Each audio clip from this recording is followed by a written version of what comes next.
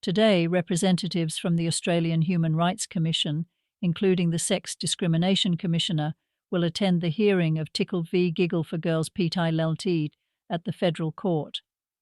Roxanne Tickle was refused access to a social networking app described as being made for women by women. Ms. Tickle alleges that she was refused access because she is a trans woman and that this amounts to discrimination on the ground of her gender identity. The case is currently before the Federal Court after Ms. Tickle's complaint to the Australian Human Rights Commission in 2021 could not be conciliated. The role of the Sex Discrimination Commissioner in this case is as a friend of the court, amicus curiae. The Commissioner will seek to assist the court by providing submissions about the meaning, scope, and validity of relevant provisions of the Sex Discrimination Act 1984, CTH. The Commissioner is not a party to the proceeding and has not made submissions about whether Ms. Tickle was in fact discriminated against. In 2013, there were changes to the Sex Discrimination Act, and it became unlawful under federal law to discriminate against a person on the basis of sexual orientation, gender identity, or intersex status. This is the first time that a case alleging gender identity discrimination will be heard by the federal court.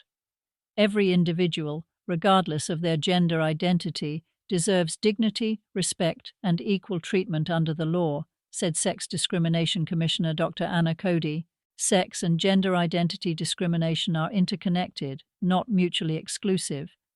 My role as Australia's Sex Discrimination Commissioner is to address all forms of discrimination and advance gender equality in line with the Sex Discrimination Act and the Convention on the Elimination of All Forms of Discrimination Against Women. Gender equality means equal treatment of all genders, including trans people.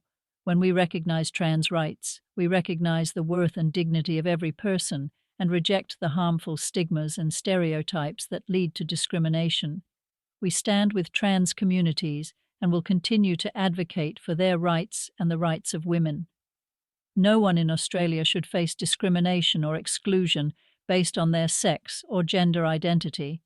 We must acknowledge and address the real barriers to enjoying human rights that face all women, including trans women, in Australia.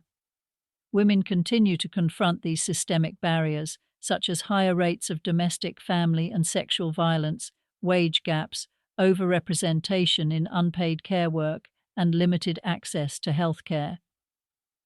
We must focus our efforts on dismantling these barriers and creating a society where all women, including trans women, can thrive.